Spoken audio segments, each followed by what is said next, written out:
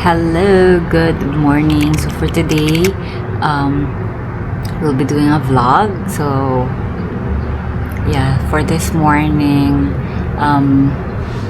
gym lang tayo because our classes will start at 11. Actually, it's 1300. It's just that magta-travel pa kami around 1 hour. So kailangan ko mag-adjust. 11, I need to be there kasi may service kami. And then, ihatid niya kami sa aming classroom, which is far.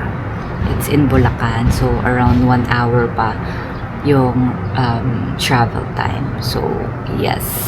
I woke up at 4:50 because I had to prepare for pagkain. And, may mga inayos lang ako kasi unfortunately, nabura yung mga yung calendar ko. So, yung mga due date, I need to, alam mo yun, i-backtrack ko ulit sila kasi kung hindi, baka may makaligtan ako and all. Kaya, ayun, kailangan ko silang bayaran na early. Kasi, ayun nga, nag-reset lahat nung, calendar of activities. I don't know why. So, yeah.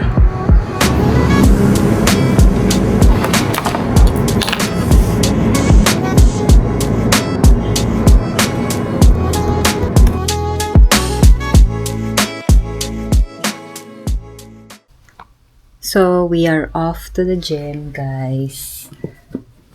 Gym muna tayo kasi kailangan na. Let's go!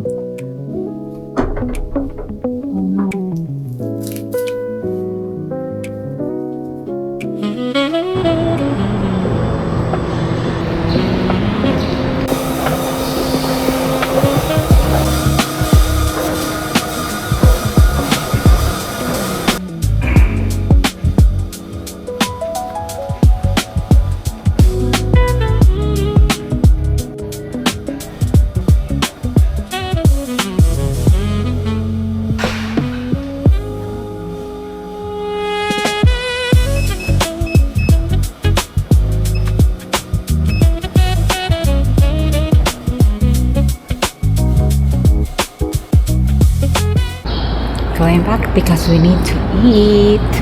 Kasi later walang food doon. Mahirap lumabas. Sort of, but like, which is good to take us down this. We are done. Motor na naman tayo, guys. Over the recorded line, at hindi pa rin po ito narinig. Hindi po ba tayo na-inform or wala po ba tayo nare-receive na email or text? Ano po siya natin may re-redeem? Sa pag-redeem naman po ng ating coins, meron po tayong 3 options. The first one po is check. Papadala ko po ito sa nearest PNB branch ko po dito kay PNB. Tapos? Second option naman po is cashback. If ever na meron po tayong outstanding balance o utang kay bank, maaari po natin gamitin si cashback. Ano yung una? Cheque? Check po, ma'am. Ipapadala ko? Papadala po namin ito sa inyong nearest PNB branch na po dito kay PNB. Pwede lang ako papasok, makikipaglokohan pa ako kay kuya. Kaso alam ko na yung scam nila na yan. Diyos ko, nakailang beses na tayo PNB. Though hindi naman si PNB yun. Mga scammer yun. But anyways, let's go! Tara na, anong oras na?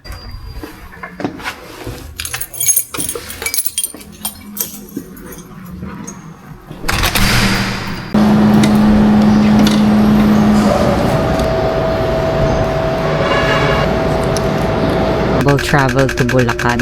Our meetup time is siguro mga quarter kasi by 11 we need to go. Ano ba yung i-make ng folks walang lahat ng gusto nilang makita? Responsibilities of parties. So, yung promising encounter din natin na or article, yung Taiwan